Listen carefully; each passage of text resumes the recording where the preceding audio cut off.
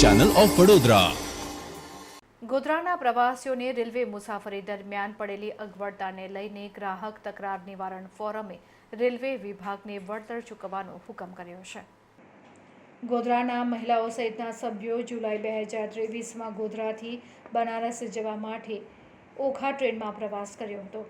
આ પ્રવાસમાં એક અમેરિકન મહિલા પણ સમાવિષ્ટ હતા। પ્રવાસ દરમિયાન આવતા જતા સમયે ટ્રેન નિર્ધારિત સમય કરતાં 5 કલાક મોડી આવવા ઉપરાંત છેલ્લી ઘડીએ પ્લેટફોર્મ બદલાતા મુસાફરોને ભારે અગવડતાનો સામનો કરવો પડ્યો હતો।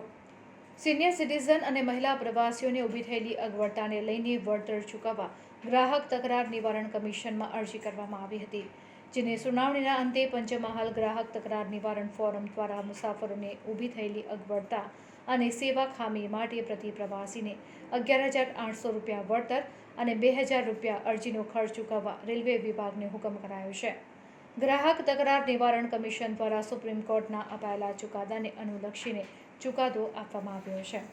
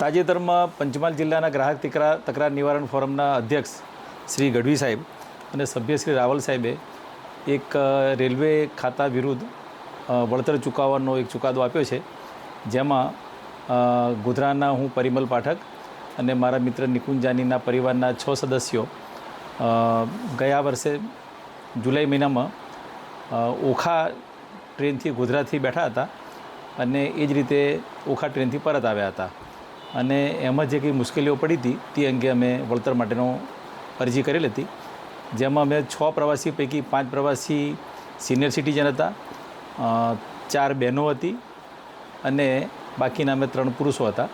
અને આ બધાના પ્રવાસમાં જે મુશ્કેલીઓ પડી હતી એમાં ખાસ કરીને ગોધરા રેલવે સ્ટેશનનો જે રેલવે આવવાનો સમય હતો એ 5 કલાક મોડી આવી અને છેલ્લી ઘડીએ પ્લેટફોર્મ બદલાઈ ગયું। એ જ રીતે વળતા પ્રવાસની અંદર પણ લગભગ 6 કલાક મોડી ટ્રેન આવી અને ત્યાં પણ પ્લેટફોર્મ બદલાઈ ગયું અને જતી વખતે અને આવતી વખતે બંને વખતે ટ્રેનો પહોંચવામાં પણ મોડી થઈ અને જેને કારણે અમારે હોટલનો ખર્ચો થયો, કુલીનો ખર્ચો થયો અને જે કંઈ માનસિક ત્રાસ થયો તે અંગે ફોરમે અમને દરેક વ્યક્તિગત 11,800 અને વળતરના અને 2,000 રૂપિયા ખર્ચના એમ કરીને દરેકને વ્યક્તિગત વળતર આપવાનો રેલવે વિરુદ્ધ હુકમ કર્યો છે।